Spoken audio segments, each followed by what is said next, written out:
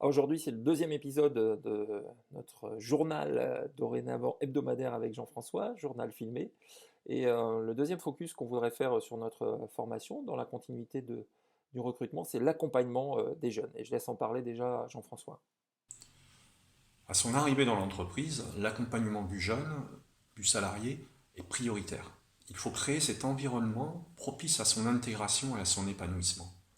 Une bonne entrée en matière, un bon suivi sont la clé pour l'installer sereinement dans l'entreprise et l'amener vers la confiance qui l'encouragera dans son esprit d'initiative. Alors, l'esprit d'initiative, comme le dit Jean-François, essentiel hein, dans un nouveau candidat que vous venez d'intégrer dans l'entreprise.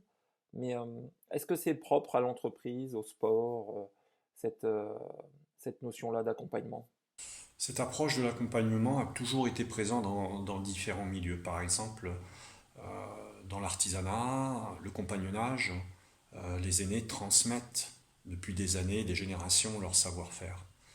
Dans le milieu étudiant, un élève de première année est souvent accompagné dans ses premiers pas par un étudiant de deuxième année. Ou bien dans le milieu sportif, le coach va généralement mettre le jeune joueur sous l'aile d'un aîné qui va être chargé de lui transmettre son expérience. Et vous, dans votre entreprise, qui accompagne, qui forme, qui explique, qui rassure, qui donne un cap pour une intégration? Devenir un qui, être une clé pour quelqu'un. Quoi de plus beau que d'être dans la situation d'aider une personne à franchir une étape sur son parcours professionnel, dans sa vie.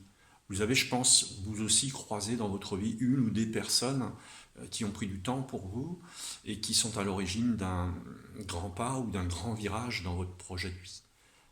Vous êtes vous aussi un qui, une clé pour quelqu'un qui ne le sait pas encore et qui cherche son chemin. Pour en savoir encore plus sur la formation Experize Lodael, je vous invite à cliquer sur le lien dans ce post pour vous inscrire au webinaire qui se déroule mercredi prochain à 17h30. À mercredi.